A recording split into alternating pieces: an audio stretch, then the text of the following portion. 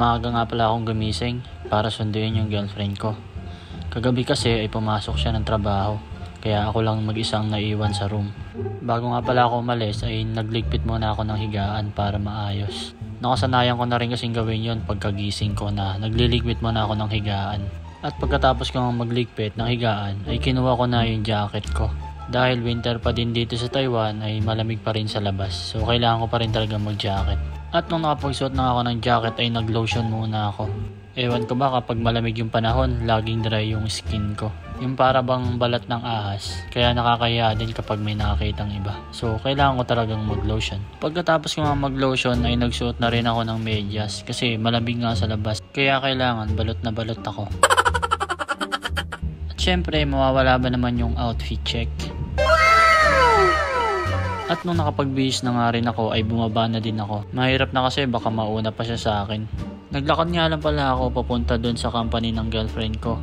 Magbabike sana ako kaso naisip ko na maglakad na lang para exercise na din. Minsan kasi kailangan din nating maglakad-lakad para yung mga buto-buto natin ay magalaw-galaw.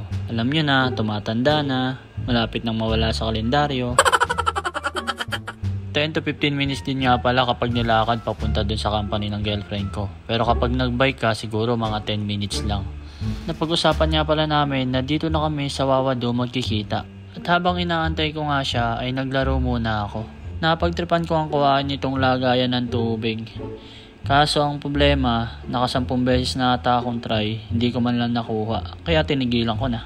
At nung pang-sampung try ko nga ay ang nangyari na stuck. Kaya nasa isip ko ay sign na yon para tumigil na talaga ako.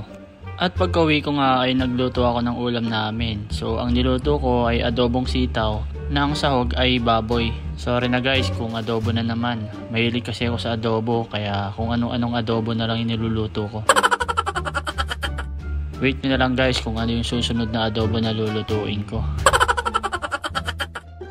At pagkatapos kong magluto ay gusto na daw tignan ng aking girlfriend yung regalo ko sa kanya. So ayan pa nga, napawaw pa nga siya dyan guys. Mukhang nagustuhan nga niya yung regalo ko.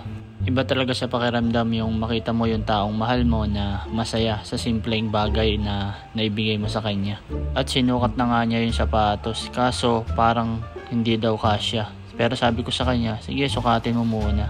Kasi yung sinabi niyang sukat sa akin ay yun yung in-order ko. Unang regalo ko nga pala sa kanya yan, kaya kitang-kita niyo guys sa mukha niya na masaya talaga siya. At habang sinusukat nga pala niya yan ay kausap niya yung mama niya. So pinapakita niya yung sapatos. Tuwang-tuwa nga siya dyan kasi sabi niya meron na daw kaming couple shoes na kapag umalis kami o namasyal, yan daw yung suotin namin.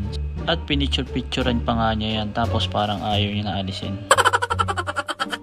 So yun lang guys, maraming salamat sa panonood. Bye bye!